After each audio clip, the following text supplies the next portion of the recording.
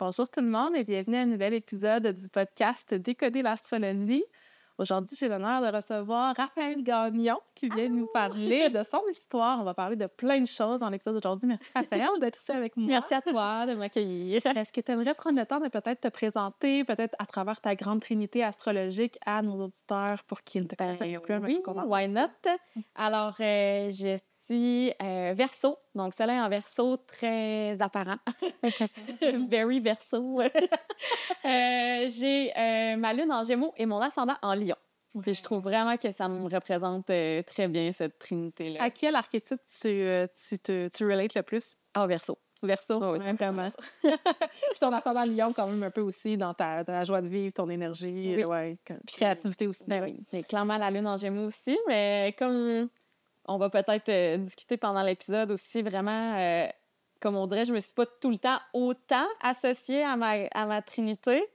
Puis là, dans les dernières années, c'est comme, ah oui, 100% moi. Ouais, puis c'est quelque chose justement que je voulais partager sur l'épisode, c'est de remarquer que notre carte du ciel natale, c'est pas juste le reflet de notre personnalité de manière égale en tout temps. T'sais, notre carte du ciel va être activée à travers les transits, c'est ça qu'on va observer aujourd'hui, va activer certaines parties de notre carte du ciel qui vont être mises en lumière à certains moments, puis que peut-être que des parties de nous qu'on n'avait pas encore vues vont prendre forme. Fait qu'on on va explorer ça ensemble. On a plein de sujets super intéressants pour vous aujourd'hui.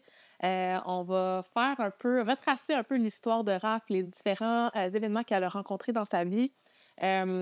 Puis on va les voir à travers les transits astrologiques, évidemment. Donc, on va parler autant de changements drastiques de carrière, on va parler d'une incendie, on va parler de polyamour, on va parler de suicide, trigger warning d'ailleurs pour les personnes que ça pourrait affecter. Je vais mettre dans la barre d'infos les chapitres de l'épisode et vous allez pouvoir l'éviter si jamais c'est un sujet qui est sensible pour vous. Donc, bienvenue, Raph. Je suis vraiment contente qu'on fasse ça ensemble. J'ai envie de commencer en regardant un petit peu ta carte natale pour un peu setter l'environnement de l'histoire qu'on va raconter aujourd'hui. Donc, une des choses qui vont revenir souvent aussi dans l'épisode aujourd'hui, c'est vraiment à quel point il y a des événements de ta vie qui sont très intenses comparés à une vie humaine régulière. Tu as quand même vécu plusieurs grands événements, grands traumas dans ta vie. Puis ça, pour moi, c'est propre à quelqu'un qui est né sous une saison des éclipses.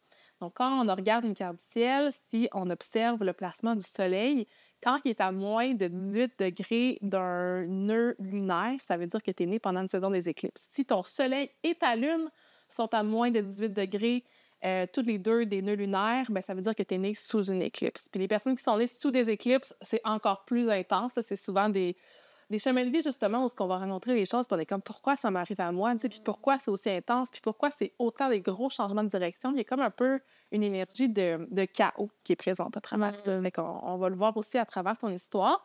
Fait que premièrement, il y a ça, il y a ton soleil qui est en Verseau dans la maison 7. D'ailleurs, je vais mettre la carte du ciel de Raphaël dans la barre d'infos si jamais vous voulez aller la consulter en même temps. Des fois, il y en a qui sont plus visuels quand on parle de transit, puis d'aspect, puis de planète. Ça peut être un peu...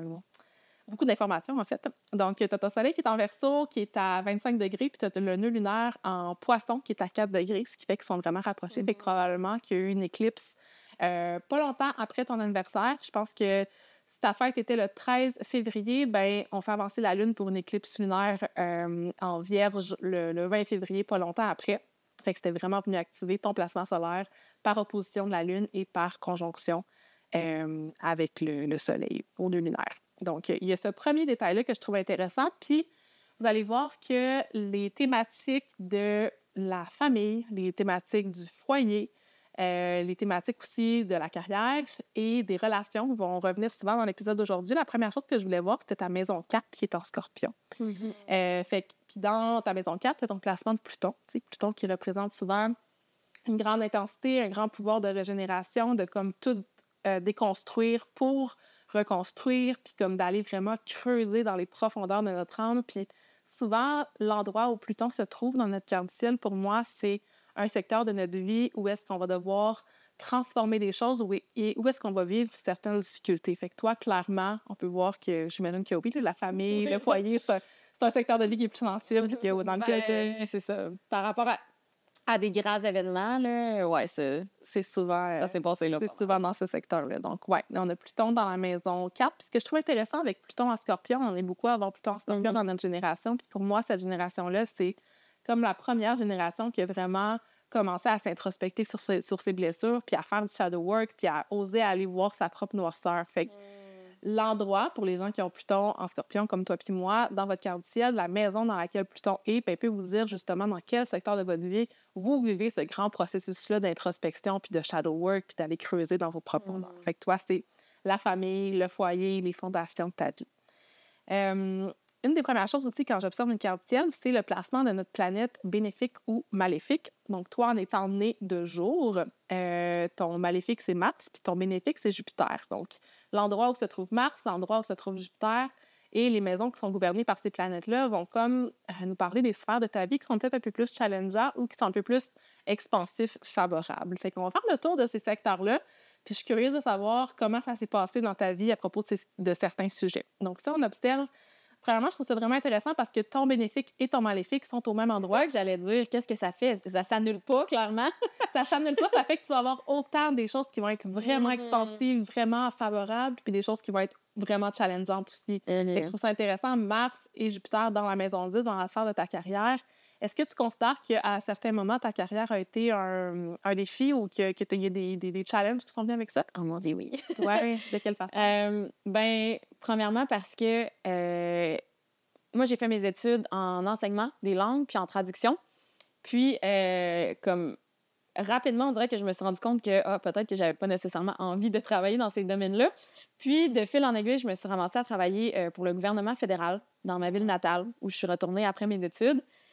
Puis c'est drôle parce que je vois vraiment l'esprit de Mars un peu parce que les premières années, j'ai beaucoup monté des échelons. Au gouvernement, ça fonctionne par concours, puis il y avait des offres d'emploi, puis j'appliquais, puis je montais. Puis pendant que je faisais ça, j'avais du fun. Puis c'était le fun. Jusqu'à temps où je me rende à un point où finalement, mon Dieu, je pense pas que j'aime ça, être fonctionnaire. Ouais. Je pense pas que ça me... ça me correspondait pas nécessairement. Puis je me souviens avoir... je travaillais, je faisais de l'overtime tout le temps pour pouvoir m'accumuler plus de temps, pour prendre plus de vacances, parce que finalement, j'étais là, comme, c'est ça, j'ai pas de fun, moi, quand je travaille. Fait que ma vie, c'est d'être à l'extérieur du travail. Fait que je travaille plus pour avoir plus de temps à l'extérieur du travail. Bref. Ouais, et puis je trouve ça intéressant parce que comme il y a l'énergie de ton Mars qui est là, tu sais, dans la maison 10, c'est que t'as comme l'ambition d'un Mars en maison 10, de monter dans ta carrière, monter les échelons. Sûrement que Mars en taureau, il y a comme un désir de sécurité aussi à travers ça. Fait que c'est plus facile de prendre quelque chose qui est constant, qui est stable dans l'énergie d'un travail de fonctionnaire. Mais à un certain moment, il y a comme quelque chose de peut-être que c'est plate, comme ça ne stimule pas assez. C'était vraiment pas assez stimulant. Puis, tu sais, je veux dire, j'avais une super belle équipe, j'avais des belles relations de travail, mais c'était la job en tant que telle qui me stimulait pas. Puis c'était... J'ai manqué de liberté, tu sais, de devoir rendre des comptes, d'être toujours, de faire tant d'heures semaine, d'être là, de toujours être au même endroit. J'ai tout fait, vraiment. Puis on dirait que ça m'amène quand même à notre premier sujet que je veux qu'on aborde aujourd'hui. Fait qu'on partira de là, de ta carte du ciel, pour aller voir les différents sujets. En ce moment, tu n'es plus fonctionnaire. Peux-tu nous expliquer un peu comment ça s'est passé, cette transition-là, pour qu'on puisse voir comment ton placement de Mars ou ton placement de Jupiter, ton maléfique et ton bénéfique dans la maison 10, se sont incarnés dans ta vie? Oui, bien dans le fond, c'est ça. Il y a une période où, clairement, ça devenait de plus en plus évident que je n'étais pas bien dans mon travail. Je sortais d'une relation qui avait été difficile, qui m'avait drainé beaucoup d'énergie.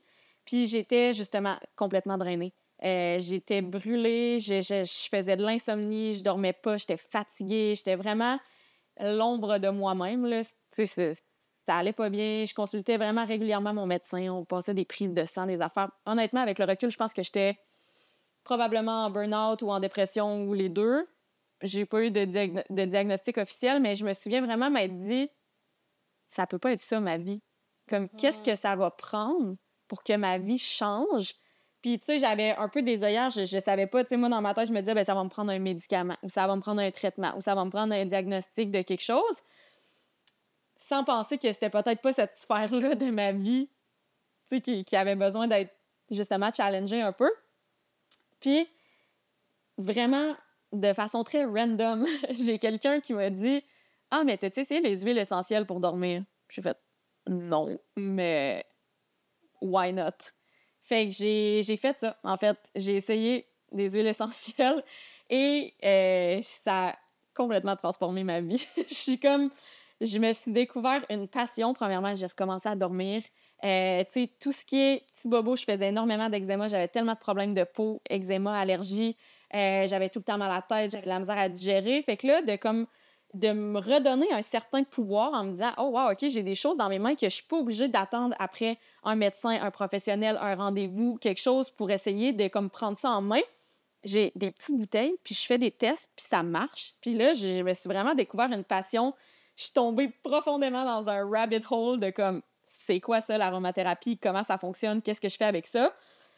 Au point tel que, clairement, il y a vraiment un changement qui s'est opéré en moi. Puis même, je me souviens, mes collègues me disaient, t'es-tu en amour? T'as-tu rencontré quelqu'un? Qu'est-ce qui se passe avec toi? Comme pas la même énergie pantoute. Puis tu sais, oui, il y a le fait que comme je recommençais à bien aller physiquement, puis au lieu d'espérer comme une grosse solution miracle qui allait tout régler, finalement, je suis comme allée adresser plein de petits bobos séparément, mais justement, tu sais, d'une façon très empowering, de comme, oh, c'est moi qui fais ça, puis c'est moi qui trouve la solution, puis qui essaye, puis que ça marche. Tellement que j'ai comme naturellement commencé à, justement, distribuer ces produits-là aussi. Puis là, il y a du monde qui me dit « Ah, mais moi aussi, j'en veux. » Puis là, tu sais, j'avais comme pas vraiment envisagé ça, mais j'ai fait « OK, parfait. » Comme j'aime ça, faire ça. Puis honnêtement, j'en parle à tout le monde. Je pense que même si j'avais pas fait d'argent avec ça, même si j'avais pas été payée pour, j'en aurais parlé à tout le monde, c'est ça. Puis vraiment, ça m'a pris par surprise, mais comme ça a pris de l'ampleur vraiment rapidement, au point où c'est devenu ça ma job. Puis ça a comme remplacé. En 6 mois, ça a été c'est fou terminé. Parce que, tu sais, souvent, ce que je dis aux personnes qui ont un Mars comme maléfique, c'est faire attention à ne pas se brûler. Tu sais, il y a souvent l'énergie du burn-out qui peut être présente. Puis surtout avec un Mars en taureau dans la maison 10, c'est comme l'importance de prendre soin de son corps, de ses sens, à travers la carrière, d'être connecté à la nature. Dans ton cas, peut-être être connecté avec les plantes, tu sais. Puis je trouve que ton placement de Mars en taureau dans la maison 10 représente bien ce que tu fais maintenant. Mais quand tu n'étais pas à la bonne place, ben c'est là que justement le côté maléfique de Mars s'est présenté. Tu sais. Fait que je vois autant les difficultés que tu as traversées, autant avec ta santé ou avec ne pas te sentir à ta place, puis le côté challengeant de Mars, mais en même temps le côté expansif de ton bénéfique qui est à cet endroit-là, qui est Jupiter, qui t'a comme permis d'être dans ta quête d'apprentissage, puis de transmettre ça maintenant. Tu sais. Parce que c'est fou, il y a vraiment, je trouve, avec Jupiter, une espèce de... Tu sais, c'est pas quelque chose auquel tu réfléchis longtemps. Moi, j'ai même pas réfléchi, en fait. C'est comme venu naturellement. C'est comme si Jupiter est venu me pousser dans le dos en me disant « That's it. Genre, fais ça. Ça va bien aller. » C'est exactement ça. C'est ça qui s'est passé. Un guide spirituel, puis tu me dis ça, puis ça me fait penser à mon propre parcours. Moi, j'ai Jupiter en Vierge en maison 12, puis comme j'en ai parlé sur le podcast de la relation toxique que j'ai eue dans le passé, puis je trouve que ce placement de Jupiter-là venait vraiment mettre en expansion mon énergie d'auto-sabotage de la maison 12 en étant en conjonction avec mon Vénus, tu sais, qui parle de relation aussi. Mais du moment où est-ce que j'ai quitté cette relation puis que j'ai remis mon énergie jupitérienne, ma foi, ma quête de sens sur moi-même, bien là, je suis plongée dans le mystique, dans l'invisible, dans l'astrologie, puis comme c'est venu de manière naturelle. Je suis pas allée chercher de manière mentale. C'est comme quelque chose. Push de Jupiter de comme... Thank you, Jupiter! Ouais, Puis si on continue un peu dans cet aspect-là de comme on va aller regarder justement ce changement de carrière-là à travers les transits dans un instant, mais je trouvais ça quand même intéressant d'observer que Mars gouverne aussi ta maison 4 puis ta maison 9. Ta maison 4 qui est en Scorpion, ta maison 9 qui est en Bélier. Donc ta maison 4, on sait qu'on a Pluton à cet endroit-là aussi, puis que Mars en Taureau, c'est Mars qui est en détriment. Fait que là où Mars veut être motivé, aller de l'avant, comme foncer, initier, le Taureau, il y a comme cette énergie-là de comme je veux créer la vie, je veux des petites fleurs qui fleurissent comme je veux. Il y a quelque chose qui est vraiment yin dans cette énergie-là, tu sais. Fait que je me demande, est-ce que tu considères que l'énergie de Mars en détriment, qui gouverne ta maison 4, qui, selon moi, pourrait être challengeante, comme par rapport à ta famille, par rapport à ton passé, comment tu as été élevé, ton lieu de vie, as-tu l'impression que ça a été une sphère de ta vie qui t'a challengé? C'est vraiment une bonne question par rapport à mon Mars. On dirait que je l'ai rarement associé à ça parce que, tu sais, je me suis souvent sentie un peu comme, genre, outsider. Fait qu'on dirait que, tu sais, je voyais plus, justement, l'énergie là, du Verseau beaucoup. On dirait que, ouais, j'ai de la misère à voir. Mais c'est plus dans le sens de, t'as-tu l'impression qu'un côté challengeant de ta vie, c'est la famille? Ah, ben... C'est les ancêtres. Oui, bien absolument. Puis, tu sais, ma famille est extraordinaire. Dans le sens que c'est pas, tu sais, j'ai pas manqué d'amour, c'est pas ce genre de challenge-là. Ouais, C'est ça, c'est des événements Ouais, qu'on c'est va ça. aborder justement qui sont un petit peu plus... Effectivement, mais oui, clairement, gros challenge au niveau Ouais, c'est ça, de ton enfance, la comme des expériences que tu as vécues qui sont pas nécessairement reliées aux personnes, tu sais. Exact. Fait qu'on peut voir que justement, c'est ça, la carrière a été challengeante à un moment, puis à un moment donné aussi l'énergie de Ouais. la famille puis de la maison 4. La maison 9, je serais curieuse de voir comment ça peut être ça aurait pu être un challenge, parce que vu que ton maléfique gouverne la maison 9, tu sais, qui est le voyage, l'apprentissage, comme la philosophie, la religion, la spiritualité, comme j'ai de la misère à voir comment ça peut être négatif, mais t'as rien à cet endroit-là, fait que c'est pas une grosse Non, dynamique de vie mais non quand plus. on arrivera au dernier sujet, rappelle-moi de faire un petit lien avec ça. J'ai juste d'allumer là, pendant qu'on en OK. parle, mais t'as mentionné religion, puis challenge par rapport à ça. OK. On en Je garde ça en note. Donc, si on va observer le transit, justement, de quand tu as changé de carrière, parce que je trouve ça vraiment intéressant, on va aller voir ce qui se passait à ce moment-là. Puis, la première chose, évidemment, on ne sera pas surprise de savoir que Mars était impliqué, parce qu'on parlait de ton Mars en taureau dans la maison 10 qui vient, qui est l'énergie du burn-out. Là. Tu disais peut-être un burn-out ou une dépression, tu sais. Fait que moi, je vois vraiment ça comme quand on a notre retour de Mars, on avait Mars qui était en taureau, presque sur ton Mars dans la maison 10 à ce moment-là, c'est soit un nouveau cycle au niveau de où on met notre énergie, de comme ce qui nous motive dans la vie, ou c'est soit un événement qui fait que on doit recommencer à zéro, tu sais, par rapport à ces secteurs-là de vie, tu sais. Fait qu'en ayant Mars en taureau, j'ai l'impression que c'est venu activer ton placement de comme qu'est-ce que je veux vraiment faire dans ma vie, complètement. motive. Comment ça a été le processus de comme réaliser puis changer comme la transition?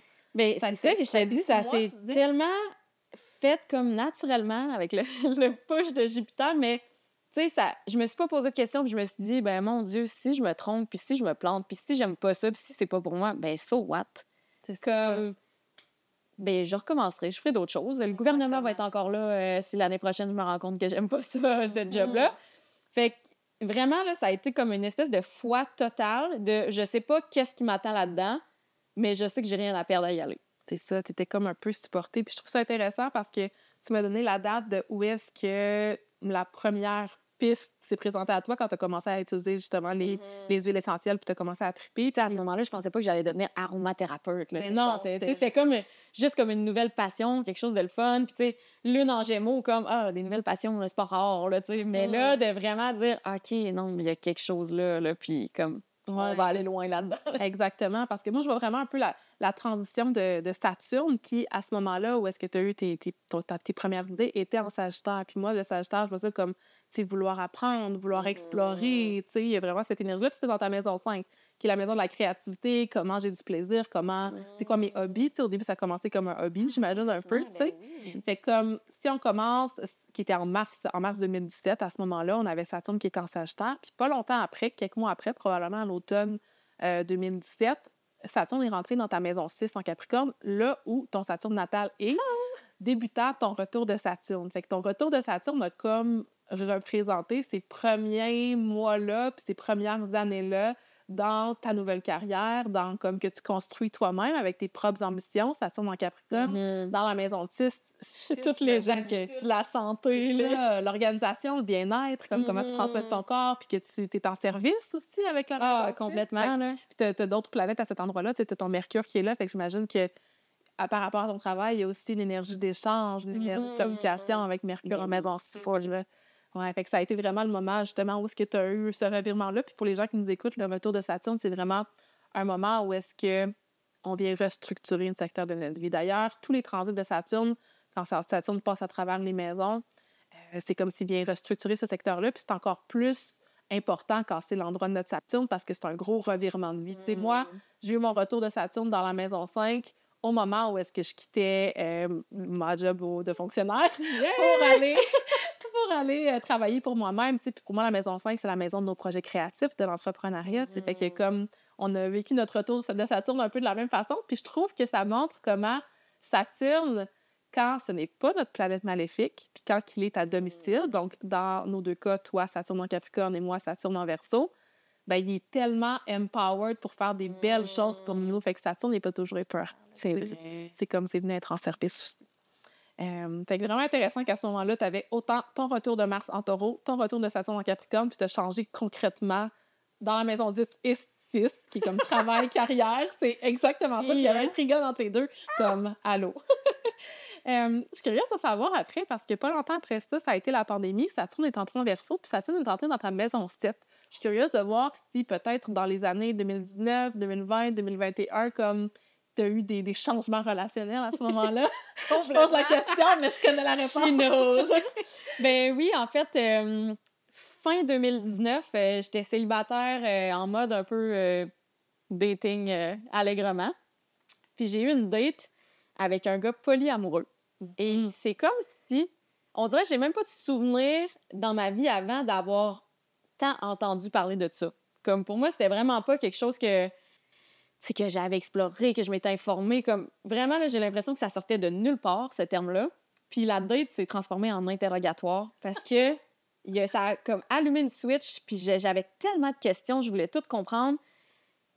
Puis tellement qu'au point que quand je me suis couchée ce soir-là, c'était clair et je savais que j'étais polyamoureuse. Et genre, ça n'a jamais changé depuis ce temps-là, mais ça faisait tellement des sens. illuminations. Oui.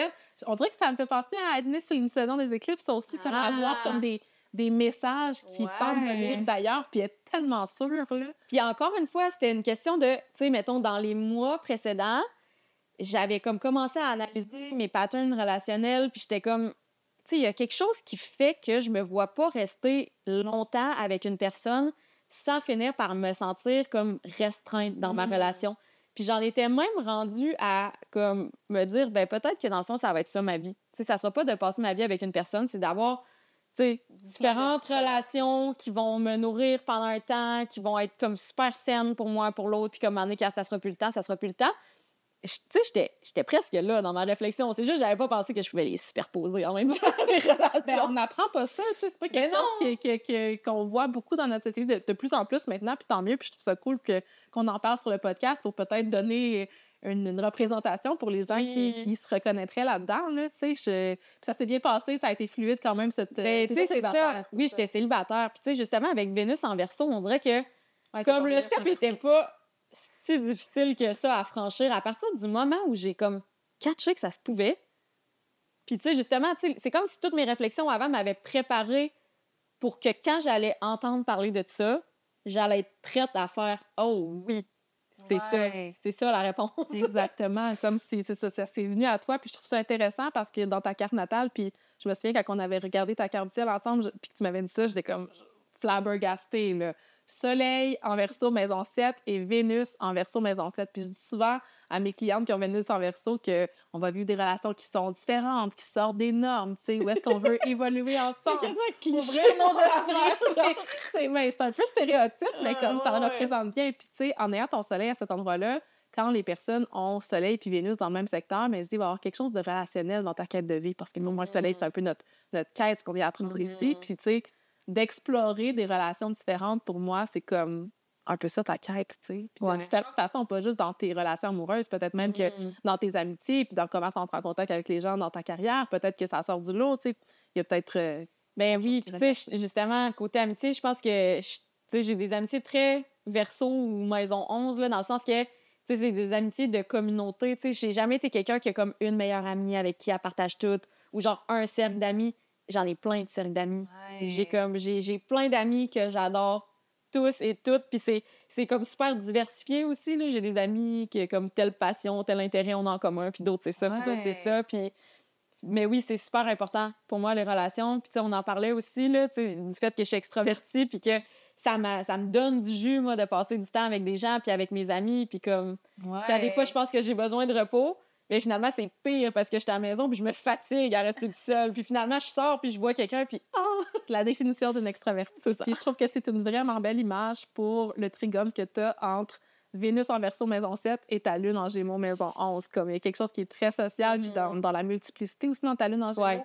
Tu sais, je dis souvent que la lune, c'est comment qu'on se nourrit émotionnellement, fait en étant avec des gens, en connectant en groupe. Tu sais, pour toi, c'est comme une manière de te recharger. Pendant comme longtemps, là, je disais, tu sais, moi, ce qui me nourrit, c'est les possibilités. Faut qu'il y ait le plus de possibilités possible, tout le temps. Puis comme, peut-être que je vais pas toutes les explorer, mais je veux avoir la possibilité d'explorer les possibilités. Comme, faut pas que C'est ça, faut pas que je sois Tu viens de m'allumer quelque chose avec la phrase que tu viens de dire, comme ce qui me nourrit, c'est les possibilités. Je relate vraiment à ça. Ah ouais. Moi, j'ai Mars en Gémeaux. Ouais. Fait que, comme, moi, je suis comme, je l'ai senti. C'est ça. Tu sais, moi, de me faire dire, genre, celle-ci est la seule option, deal with it. Non. Non. Je veux toutes les voir, les options. Ouais, Puis des fois, c'est ça. Des fois, on s'impose des choix parce qu'on pense qu'on est obligé de choisir une chose. Puis c'est ça que je me suis rendu compte avec le polyamour. C'est comme, mais des fois, on n'est pas obligé de choisir. Puis ça peut vraiment se passer dans l'harmonie. Ça peut être sain pour tout le monde. Ça peut être vraiment bénéfique pour tout le monde. Mais comme, vu qu'on n'est pas habitué de voir ça, on s'auto-impose des choix quand on n'est pas nécessairement obligé. C'est ça. Je trouve ça tellement comme... C'est une autre perspective, parce que souvent, quand tu parles de polyamour aux gens dans la société, c'est comme « Ah, moi, je pourrais pas. Impossible. » Mais comme on est tellement ancré dans la monogamie que je pense que c'est difficile d'ouvrir notre esprit. D'ailleurs, tu as enregistré une émission de télé. Si les gens veulent en savoir plus, justement, sur cette partie de toi, peux-tu donner les infos pour que... C'est avec Debbie Lynch-White, qui a fait une série documentaire qui s'appelle Amour libre.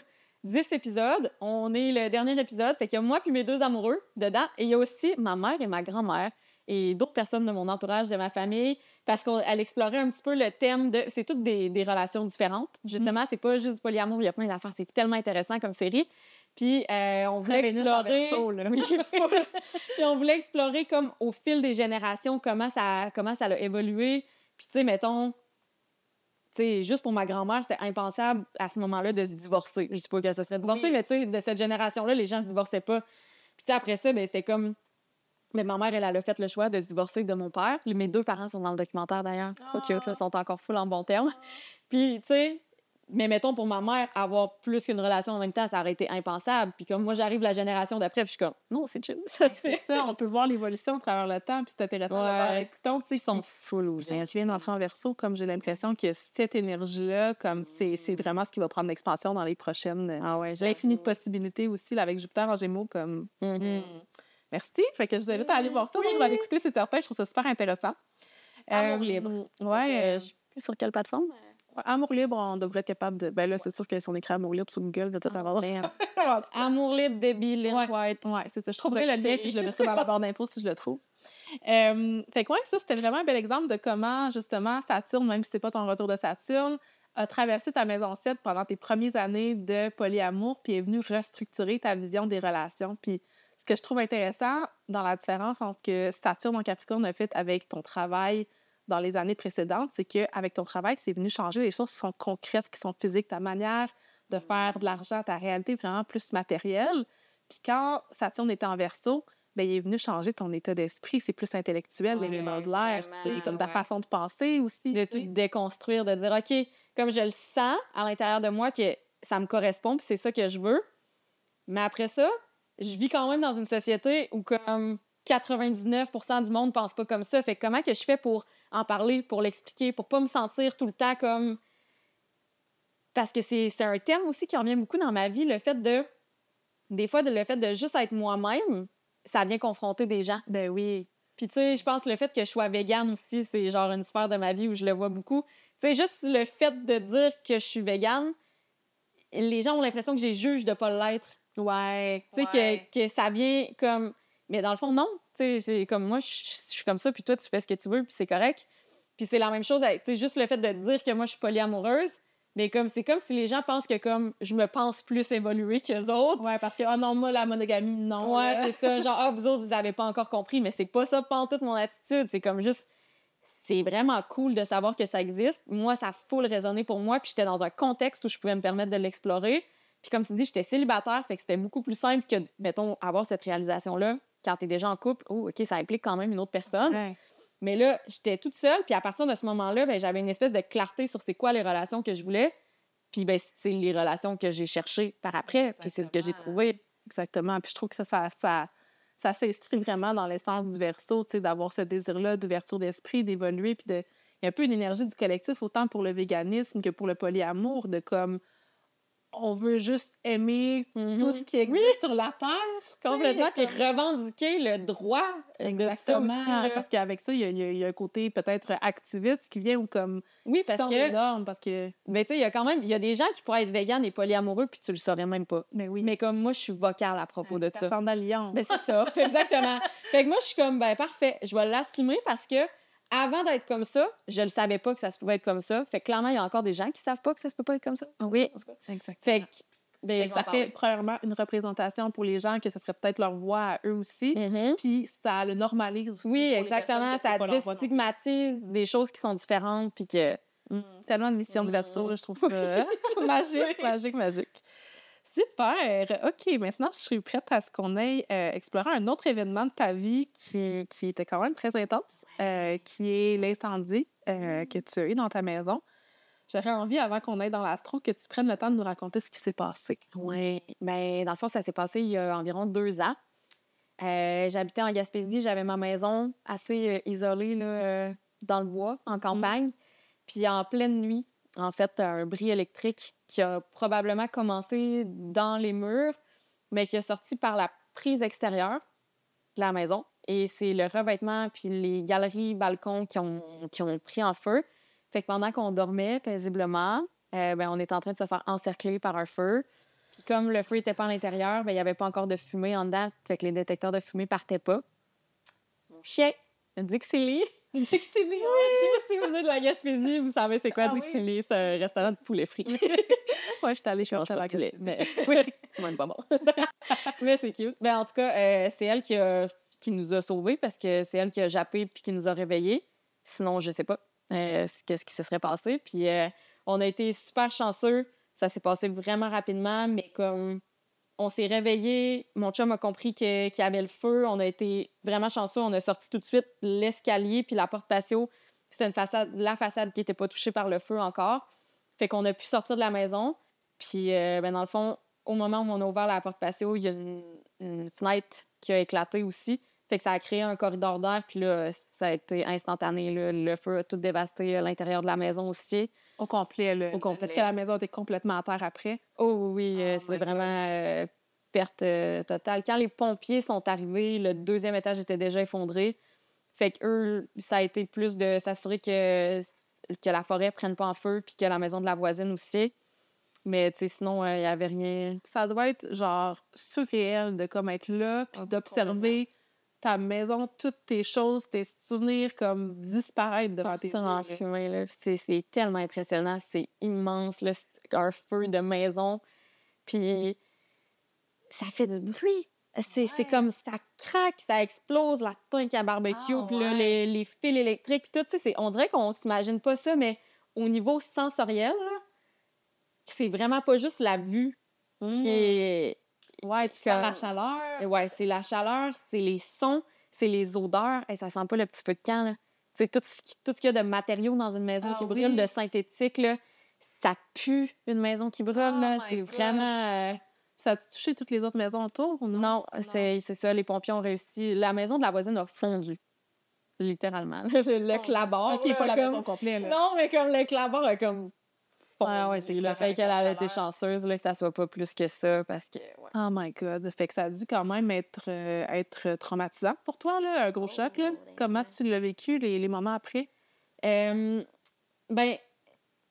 c'est drôle parce que, tu sais, je l'ai vraiment pas vécu comme mon chum parce que moi, je me suis réveillée en premier. J'ai comme compris que c'était rouge en arrière des rideaux blackout en plus, là. Fait que, comme, clairement, le feu était vraiment pris sur notre balcon au 2e.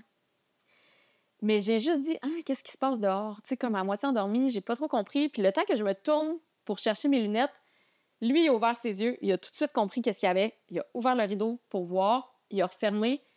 Puis lui, il a comme callé les shots. Puis, OK, il y a le feu. Viens-t'en, dépêche-toi. Puis, tu sais, lui, il est vraiment tombé là, en mode solution, survie, leadership. Là, il a comme pris les devants. Puis moi... C'est quoi son signe? Il est lion. Ah, OK. Ouais. Ça fait du sens. Ouais. Ça aussi, c'est intéressant, mais il est lion. On est exactement à l'opposé pile. Tu sais, lui, il est le 13 août, moi, je suis le 13 février. Ça va être vraiment... Ouais. Mais bref, c'est ça. Fait que lui, il a tout de suite, tu sais... Puis moi, j'ai l'impression que j'ai freeze pendant peut-être 2 secondes. Puis après ça, je l'ai juste suivi. Puis ça a fait en sorte que, tu sais, mon traumatisme a vraiment été associé au fait que moi, j'aurais-tu été capable de me sortir de là s'il n'avait pas été là? Comme, j'aurais-tu juste freeze complètement? J'aurais-tu eu l'instinct de survie? Puis j'ai comme douté de ça. Lui, il n'a pas été traumatisé parce que lui, il a fait ce qu'il avait à faire, puis il nous a sauvés, puis il nous a sortis de là. Mais moi, ça a été... C'est vraiment un traumatisme que j'ai intégré dans mon corps, de comme... J'ai l'impression que mon corps, c'est comme une roche, puis s'il arrive quelque chose, je suis incapable d'avancer, je suis incapable de bouger, je vais mourir. Peu importe ce qui va arriver, je vais mourir. J'ai vraiment... C'est ça, associé ça beaucoup. J'ai peur de mourir parce que t'es comme pas capable de réaction de protéger toi-même. Physiquement d'un danger. Ça veut pas dire que si ton chum avait pas été là, t'aurais pas agi dans 2 autres secondes. Mais je pense que dans un choc comme ça, ça a pas mal de thérapie pour comme justement déconstruire tout ça. Puis c'est ça, j'ai vécu beaucoup d'hypervigilance. Dans les mois qui ont suivi, je dormais pas. Ben non, en plus, ça s'est passé la nuit. Puis je veux dire, c'est ta maison, là, c'est l'endroit où tu te sens en sécurité. Là, ça s'est pas passé comme à l'autre bout du monde quand je suis en voyage. Là, c'est vraiment venu mettre en danger ton sentiment de sécurité pour un bon bout après. Complètement. Oh my God! Fait que là, tu m'as donné les informations du moment où est-ce que le feu a commencé, la journée exacte. Fait que j'ai ça devant les yeux. On va le regarder ensemble. Je serais curieuse, juste pour un événement d'incendie, pour les personnes qui nous écoutent, d'essayer peut-être de deviner la conjonction de quelles 2 planètes pourraient représenter ça. Ça ne veut pas dire qu'à chaque fois qu'il va y avoir une conjonction de ces planètes, ça va toujours être ça, mais je serais curieuse de voir si vous voulez tester vos connaissances. On va en parler dans un instant. D'ailleurs, oui, exactement, c'est le moment Astro Quiz de l'épisode. À quel moment êtes-vous susceptible de penser au feu? Oh my God! Mais ouais, je tiens à préciser, par exemple, parce qu'aujourd'hui, on va parler beaucoup d'événements qui sont quand même difficiles, que ça ne veut pas dire que si les gens ont un transit comme ça dans leur carte du ciel, que c'est ça qui va arriver. Tu sais, les transits astrologiques se présentent sous différentes formes. Fait que c'est important pour moi de le nommer. Aujourd'hui, on le fait en mode un peu qu'est-ce qui était présent puis qu'est-ce que ça t'a appris, parce que déjà, dans ton partage de comment tu t'es senti après, puis des traumas, puis des blessures, puis de la guérison que tu as vécue par rapport à ça, on le voit dans les placements de ta carte natale. Fait que la première chose qui est similaire à quand tu as fait ton changement de carrière, c'est que c'était encore ton retour de Mars en taureau dans la maison 10. Puis il faut savoir que ton Mars en taureau dans la maison 10 est opposé à ton Pluton en scorpion dans la maison 4. Puis si on prend un moment pour observer Pluton en scorpion dans la maison 4, c'est le fait de tout perdre ses possessions puis son foyer soudainement pour se reconstruire à nouveau. C'est tellement l'énergie de régénération, de vie, mort-vie, de Pluton scorpion à la maison 4. Là. Ben oui, c'est ça. Il y a rien qui représente ça plus. Sinon, la fameuse conjonction qu'on avait cette journée-là, c'était une conjonction de Uranus dans le ciel avec ton Mars natal. Puis Uranus était aussi en conjonction avec le nœud nord. Là. C'était l'été 2022 quand on avait la conjonction Mars-Uranus, le nord qui s'en venait. Puis réfléchissez à l'été 2022 dans votre vie, il y a eu des gros... ça a brassé là, à ce moment-là. Dans ton cas, ça venait faire une opposition à ta maison 4. Puis le maître de ta maison 4 en étant en scorpion, c'est Mars. Fait que quand ça vient toucher à ton Mars, il y a un lien direct entre ton foyer et l'énergie de Uranus. C'est chaos. Quand tu me décrivais tout ce qui se passait autour de toi, là, ça me faisait vraiment penser à comme Mars qui vient brûler, Uranus qui vient créer le chaos, puis il y a comme un changement soudain, il y a comme une révolution, comme c'est une énergie un peu de guerre là, qui peut être présente à ce moment-là. Complètement. C'est très représentatif. Puis tu as le nœud nord qui vient évidemment amplifier tout ça à ce moment-là. Puis ce que je trouvais intéressant et que je te partageais justement avant qu'on enregistre, c'est que mes grands-parents ont perdu leur maison il y a quelques années dans un incendie où tout a brûlé. Puis moi, j'ai été élevée par mes grands-parents, donc c'est comme c'était ma maison d'enfance. Là. Ça a été difficile émotionnellement, pas de la même façon que toi, mais parce que mon grand-père aussi est décédé à ce moment-là. Puis j'avais regardé un peu la carte du ciel, puis la lune était aussi en Sagittaire. Puis je m'étais faites un peu la réflexion sur l'archétype du Sagittaire. Là, je trouve ça intéressant parce que je remarque aussi que dans le moment exact de l'incendie, le milieu du ciel est en Sagittaire. Fait qu'est-ce qui est vu dans le monde? Lune en Sagittaire, pour moi, c'est comme, tu sais, la lune, ça fluctue. Il y a comme, c'est un peu incontrôlable, l'énergie lunaire. Puis l'énergie du Sagittaire, c'est comme le cheval sauvage qui prend tout sur son passage, qui vient transformer le feu. Fait que le feu qui transforme puis qui détruit. Puis comme, je trouve que ça fait vraiment énergie sagitarienne. Puis en même temps, on avait aussi un trigone entre la Lune en Sagittaire puis Jupiter en Bélier. Fait que, tu sais, quand on a un trigone, habituellement, on dit qu'il y a un aspect de sport, mais dans le feu, c'est un sport pour l'expansion du feu. C'est ça, mais oui. C'est quand même... Dans des bons signes de feu. Oui, exact, tu sais. Puis j'aime beaucoup utiliser aussi l'ascendant quand on a les heures exactes de moments de la journée pour aller voir comme un peu un un baromètre de qu'est-ce qui se passe dans une certaine heure, parce que l'ascendant change aux 2 heures dans une journée, puis au moment du soir où est-ce que l'incendie a commencé puis que tu t'es réveillé, tu nous disais que c'était environ 11 h PM, l'ascendant était dans ta maison 8, tu sais, fait qu'on a déjà une énergie, OK, il va falloir que je laisse aller quelque chose, comme un deuil de quelque chose. Dans l'énergie du poisson, qui était à ce moment-là l'ascendant en conjonction avec Neptune, comme l'énergie de confusion, de comme je me réveille, qu'est-ce qui se passe, comme je vois pas clair, il y a comme du rouge à travers la vidéo. Littéralement, pas faire la différence entre qu'est-ce que j'étais en train de rêver puis qu'est-ce qui se passe en ce moment. Exactement. Fait que t'as comme l'ascendant qui a avancé tranquillement, qui a passé sur Neptune, confusion, blablabla, puis après ça, bang, il est rentré en bélier avec Jupiter puis Chiron, puis Jupiter en bélier, pour moi, c'est comme l'expansion du feu, puis comme, je sais pas, on dirait que le fait que l'ascendant est en bélier, puis que ça représentait aussi un nouveau départ, peut-être l'énergie de l'archétype de leadership de ton chum à ce moment-là, comme il y a comme plusieurs liens là, que je vois à travers ça, c'est quand même intéressant.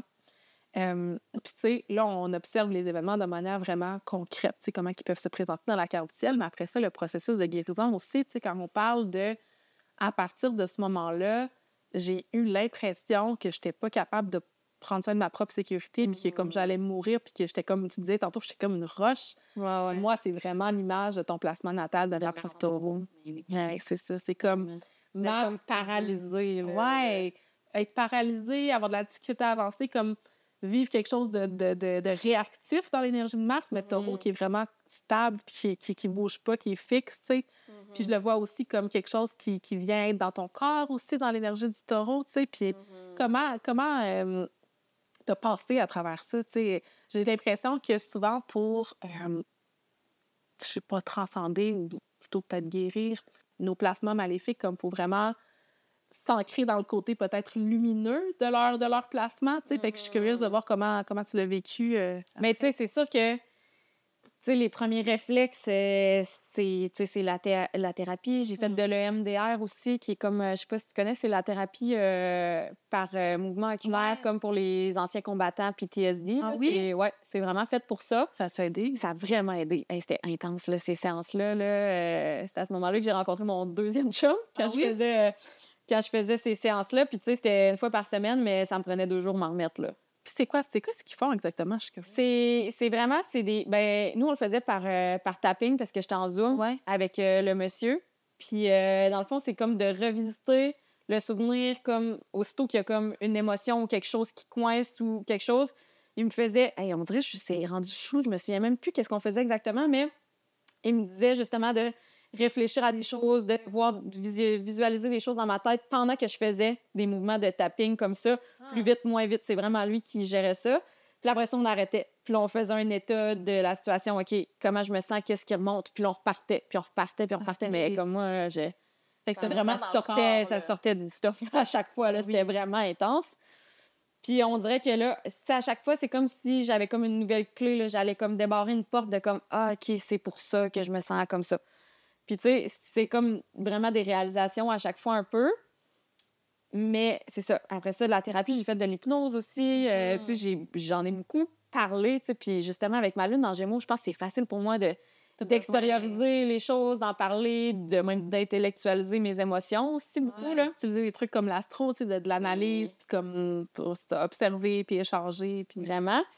Puis, évidemment, l'aromathérapie aussi. C'est mon outil number one pour tout. Puis, tu sais, il y a plein de belles façons que j'étais capable de me réguler avec ça.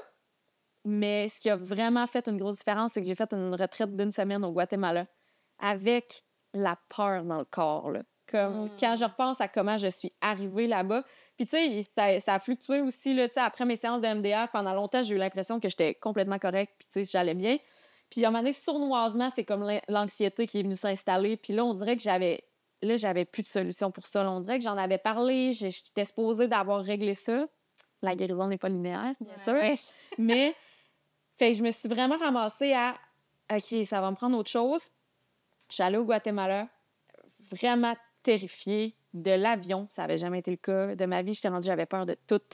Tous les transports pour se rendre là-bas. J'ai cru que j'allais mourir pour vrai pendant comme le voyage. Rendu là-bas, c'est dans les montagnes, dans la jungle. Je voyais tellement les dangers partout. Puis je suis arrivée là avec une idée de comme, tu sais, je suis tannée d'avoir peur. Je m'en viens incarner l'énergie du bélier, puis je veux foncer, puis je veux être courageuse. Puis aussitôt que je suis arrivée là-bas, je me suis rendu compte, j'ai encore des frissons quand j'en parle, mais non. C'est vraiment l'énergie du taureau que ça me prend en ce moment parce que j'ai besoin de revenir dans mon corps, de me sécuriser, de me sentir, c'est ça, de me sentir sécure, puis grounded, puis forte dans mon corps.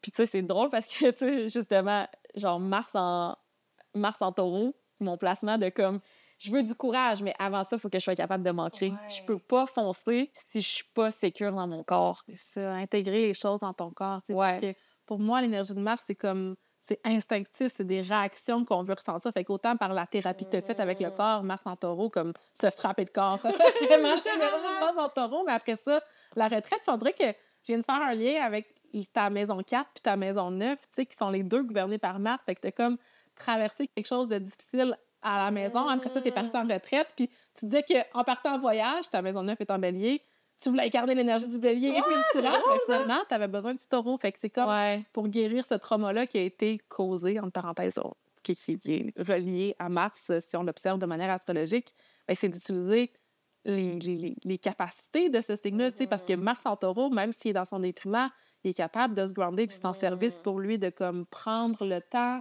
d'être dans l'immobilité même, tu sais. Parfois, on a l'impression qu'il faut aller vite, vite, vite. Prendre le temps, c'est ça. Pendant une semaine, j'ai fait que ça. Focusser. Tu sais, quand est-ce qu'on a le luxe de dire, hey, moi, cette semaine, je travaille pas, j'ai pas de rendez-vous, je vois pas personne, j'ai rien à faire, j'ai aucune obligation. J'étais à l'autre bout du monde, puis je focus juste à me sentir en sécurité dans mon corps. C'est fou. Puis comme, vraiment beaucoup de gratitude d'avoir eu, tu sais, le privilège de pouvoir vivre quelque chose comme ça, mais comme c'est la transformation qui s'est passée dans cette semaine-là de, c'est ça, prendre le temps de m'ancrer, mais vivre des choses dans mon corps, puis avoir peur de quelque chose, mais le faire pareil, puis bouger, puis comme shaker, puis faire des choses là, vraiment physiques, au lieu d'être juste dans comme, j'en parle, j'y réfléchis. D'être dans le mental, c'est ça. Il y a vraiment quelque chose avec les signes de terre, d'aller dans le concret, puis pour moi, ça représente un peu de ce qu'on parlait au début de l'épisode, ton maléfique puis ton bénéfique au même endroit en taureau, ben Jupiter t'a permis de prendre l'expansion à ce moment-là, tandis que tu t'affrontais tes peurs avec Mars, puis que tu apprenais à te protéger, puis à savoir que tu es en sécurité dans ton corps.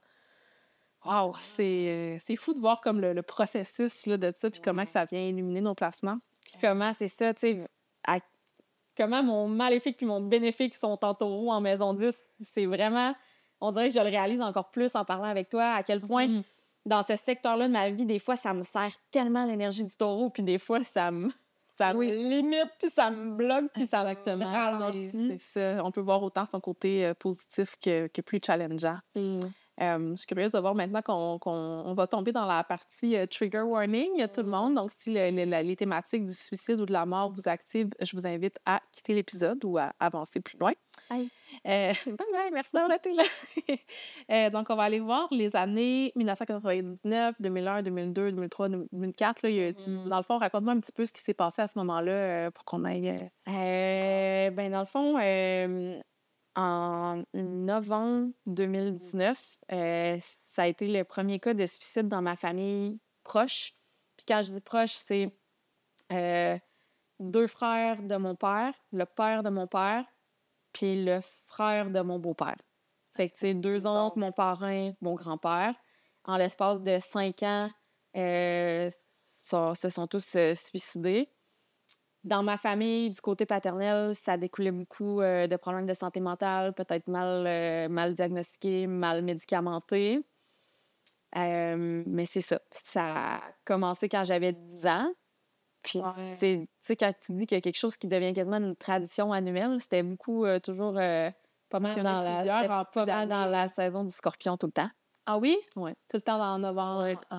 Fin octobre, début novembre. Tu sais, déjà, je pense que c'est le mois de l'année où est-ce qu'il y a le plus de suicides. J'ai déjà entendu dire. C'est pas surprenant avec l'énergie du Scorpion. Je ne dis pas que le Scorpion va amener ça nécessairement, mais le fait que ce soit dans ta maison 4, tu sais, aussi, qui est relié à ta famille, puis la maison 4 est aussi habituellement reliée au père, fait comme les oncles, les figures paternelles, en tout cas, c'est intéressant. Oui, vraiment. Comment ça t'a fait sentir? Est-ce que ça a eu des répercussions sur toi? Ah, mon Dieu, c'est sûr que oui. Ben, beaucoup au niveau de mes émotions puis de mes relations. Côté émotionnel, c'est que j'ai vraiment rapidement fait une association inconsciente que tristesse égale dépression, dépression égale suicide. Fait qu'il faut juste pas être triste. Si on n'est pas triste, on n'a pas de danger de se suicider. Puis, tu sais, c'est ça, c'est à partir de 10 ans là, que j'ai commencé à intégrer ça, puis que j'ai commencé à refouler mes émotions. Sans parler aussi que, même à l'adolescence, quand j'avais tu sais, justement des émotions plus fortes qui voulaient sortir, c'était beaucoup ridiculisé. Je sais pas si... En tout cas, je pense qu'on...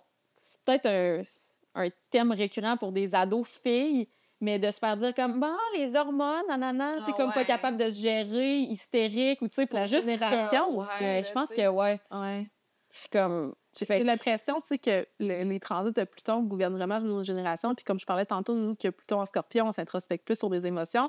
Puis je sais pas tes parents, ils ont Pluton en quoi, mais comme moi, mes parents, ils ont Pluton en Vierge ou en Balance. Fait qu'il y a comme quelque chose dans Pluton en Vierge de comme, OK, il faut être productif, puis il faut être, tu sais, il y a comme qu'il faut pas s'arrêter à des émotions. Puis dans les grosses de la Balance, c'est quelque chose aussi qui est comme, il faut qu'il y ait l'harmonie tout le temps. C'est comme, faut que tout le monde soit en paix. Fait que, tu sais, ben, moi, j'ai l'impression que c'était surtout comme ridiculisé par mon beau-père, mes émotions. Puis, tu sais, c'était quelqu'un qui était très, comme justement, quasiment robotique, là, comme personne. Fait que j'ai l'impression que c'était un peu comme, ben, si moi, je vis pas d'émotions, tu sais, toi, ouais, c'est ça. clown, là, comme t'as pas d'affaire à comme, exprimer ça au grand jour. Hein.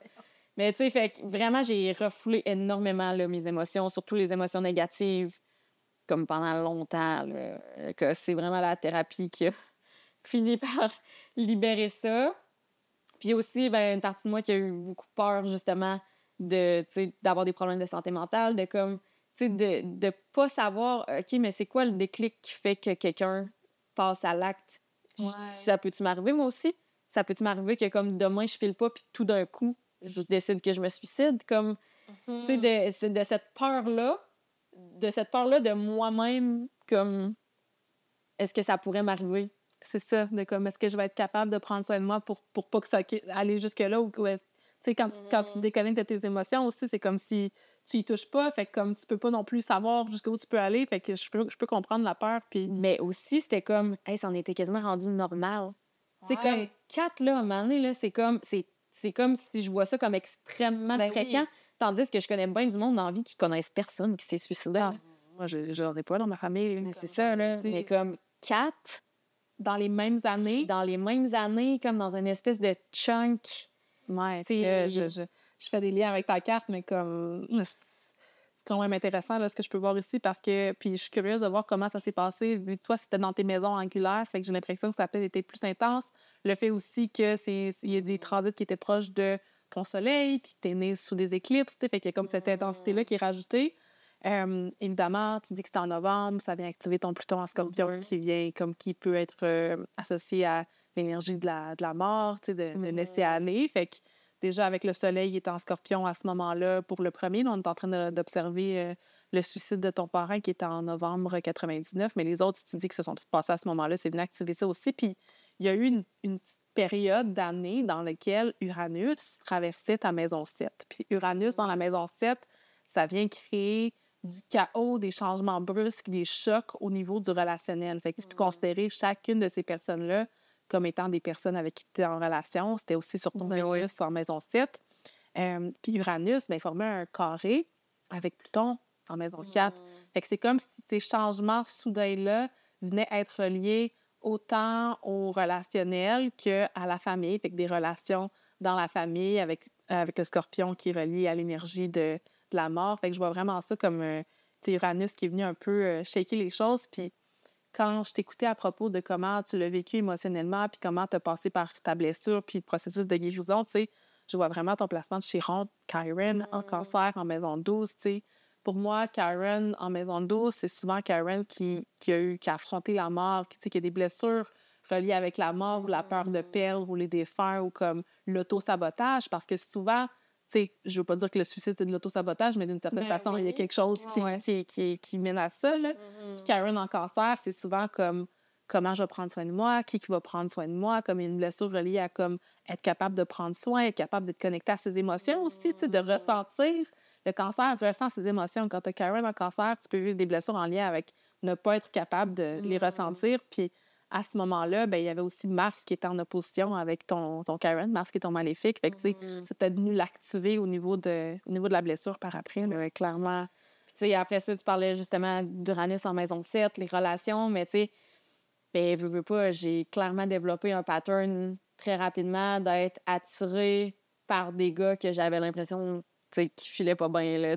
qui a un potentiel de suicide, puis en même temps, on peut pas reconnaître ça chez personne, mais tu sais, d'avoir des personnes dépressives, déprimées, un peu dark, comme, tu sais, d'avoir cette quête-là, pratiquement, de dire, OK, ben peut-être que je peux en sauver. Ouais. Puis comment? C'est comme si on voit ce passage d'Uranus-là sur ton soleil, sur tout ce que tu as dans ta maison 7 comme étant un moment où est-ce qu'il y a eu des gros changements soudains qui sont venus créer cette dynamique-là dans ta vie, d'être à la recherche de relations qui sont différentes. Puis à un certain moment de ta vie, tes relations différentes, ben j'imagine que c'était être avec des personnes qui sont pas hop la vie, puis que comme je vais les sauver, fait qu'il y a cette dynamique-là qui sort des normes, tu sais, qui est pas ce que tout le monde vit, mais qui n'est pas non plus en service à toi. Maintenant, Non, c'est c'est comme ça. si j'ai l'impression que ta maison 7 en version, là, tu l'avais fait Vraiment. expansive. Oui, beaucoup plus positive. Fait que de passer par le plus côté saine. comme de noirceur à ce moment-là. Puis si je le fais avancer un petit peu dans les années, là, je suis curieuse de voir parce que je suis encore en 2000, voir s'il y a autre chose qui me pop. Les autres années, le dernier, mettons, tu disais c'était en 2004. 2004. Ouais, c'est ça.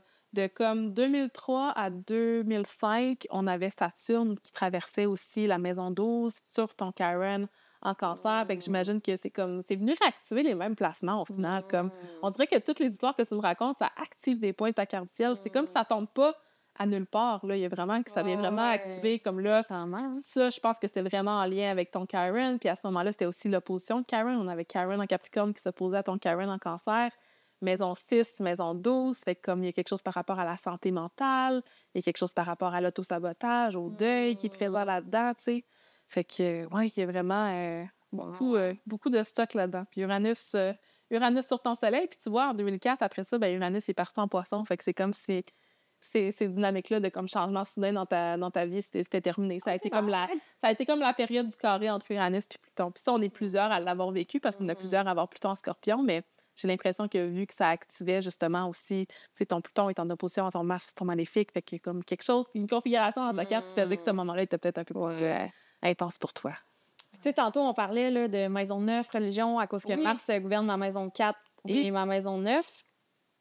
Puis, je voulais justement y revenir dans le sujet du suicide puis tout ça, mais mon grand-père, qui s'est suicidé aussi dans cette période-là, soudainement, pas longtemps avant, mon grand-père devait peut-être aussi avoir Vénus en Verseau. Il y a eu plusieurs femmes. Ah oui? Oui, vraiment. Ah, puis ok. il s'était remarié avec une femme qui était extrêmement religieuse, puis il est devenu comme un peu fanatique religieux. Ah oui? Tu sais, puis nous autres, on n'avait pas connu ça, là. On vient pas d'une famille pratiquante, rien, tu sais, comme aller à l'église, même pas à Noël, là, tu sais, c'était... Mais dans ma vie, je suis vraiment allée à l'église pas mal plus pour des funérailles que pour autre chose. Ben oui, c'est fucké, là, pareil. Mais c'est ça, puis mon grand-père, justement, pas longtemps avant de se suicider, est devenu hyper fanatique religieux. Puis, tu sais, il nous invitait chez eux pour nous faire écouter des vidéos de Jésus puis des affaires de même, là. Puis, tu sais, moi, je me souviens que ça m'a comme... J'étais mal à l'aise là-dedans, puis j'aimais pas ça, puis j'étais pas bien, puis je voulais plus aller chez mon grand-père. Puis là, mon grand-père s'est suicidé, puis j'ai eu de la culpabilité de comme, tu sais, c'est parce que on s'éloignait de lui, parce que on n'aimait pas ça. Puis, tu sais, je suis vraiment devenue avec une aversion pour la religion, là, puis pour moi, c'était vraiment comme... C'est ça qui avait causé, comme, la mort de mon grand-père, là. Je trouve ça intéressant ce que tu partages parce que justement, quand tantôt j'essayais de voir, OK, c'est quoi le côté peut-être toxique de la maison neuve ou peut-être des défis challengeants, ben exactement ça, comme une genre de résistance. Ça pourrait être à la spiritualité, ça pourrait être au voyage ou peu importe, peut-être qu'on aurait peur d'aller en avion, là, tu sais, mais dans ton cas, ça a été vraiment une résistance avec la religion. Puis dans le côté fanatique, dans l'énergie du bélier qui est dans ta maison neuve, j'ai l'impression qu'il y a quelque chose qui est comme... Tu sais, je vois ça comme un genre de leader, gourou, comme un peu intense, là, tu sais, fait que... Oui, ça fit quand même bien. Puis c'est venu aussi être relié ben, aux événements que tu as vécus. Fait que c'est comme s'il y a un lien direct entre ta maison 4 puis ta maison 9, tu sais, ta famille. Puis comme, j'imagine aussi que ton propre éveil spirituel doit être ancré dans comme les épreuves que tu as vécues, puis ta capacité à te guérir, puis comme ta spiritualité est beaucoup nourrie par ce que tu as traversé par rapport à ta famille aussi. Là. Oui, puis tu sais, comme... On en parlait un peu aussi, mais tu sais, l'astrologie, c'est entré dans ma vie. Je considère que comme mon éveil spirituel est beaucoup lié à l'astrologie puis à ma découverte, à l'entrée dans ce monde-là un peu. Tu sais, la connexion justement à quelque chose de plus grand que soi. Puis justement, j'ai jamais été attirée par la religion, puis même au contraire, je détestais ça. Mais là, ça m'a comme complètement amené une autre perspective.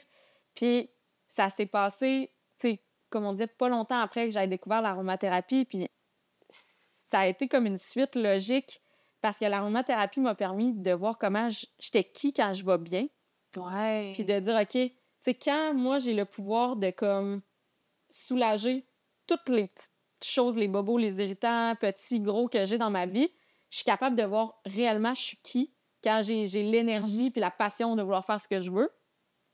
Puis après ça, j'ai découvert l'astrologie, puis tout ce que j'ai compris de moi avec ma carte du ciel, ça faisait du sens, mais parce que j'avais réussi à enlever ces couches-là de comme... Ouais. Tu sais, on dirait que si j'avais été introduite à l'astrologie avant l'aromathérapie, ça n'aurait pas fait de sens pour moi, puis j'aurais même pas raisonné avec ça. Puis probablement que j'aurais fait « c'est de la bullshit » parce que je suis pas comme ça, moi.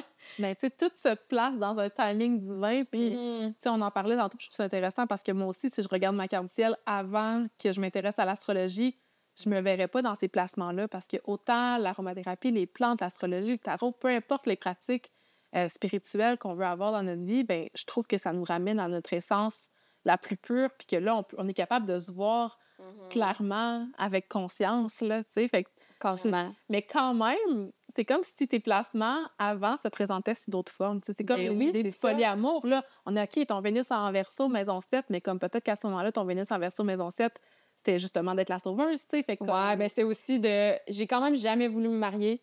OK. Tu sais, j'ai toujours été... Tu sais, j'avais mes amis qui étaient comme « Ah, j'ai hâte de trouver le bon. » Puis j'étais comme non. Genre, j'avais plein de chums.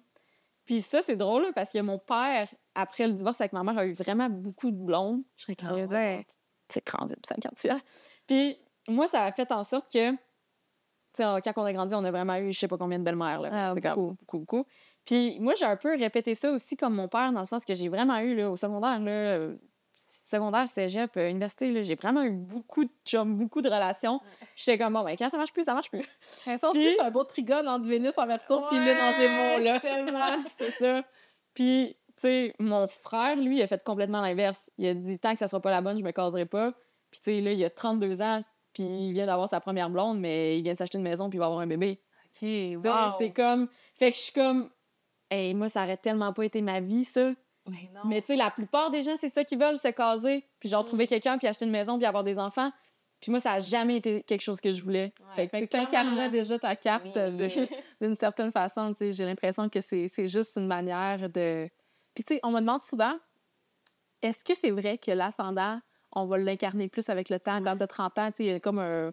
Je ne pense pas que c'est vrai, là, moi, c'est pas dans ma vision, mais moi, j'ai l'impression que notre carte du ciel au complet, plus qu'on avance dans notre vie, plus qu'on l'incarne de manière comme... C'est comme si on venait déconstruire nos conditionnements pour devenir nous-mêmes d'une certaine façon. Complètement. Ouais. Oh, j'adore. Ah, c'était tellement fun d'échanger avec toi, Merci. Raphaël. Merci pour ta présence sur le podcast. Merci aussi pour ton ouverture. C'est quand même des différents sujets qui vont deep, là, fait qu'il faut être prête à en parler. Je veux dire, j'en parle aujourd'hui avec un certain détachement. Ça n'a vraiment pas toujours été le cas. Ça a été pendant longtemps des sujets sensibles, tout ça.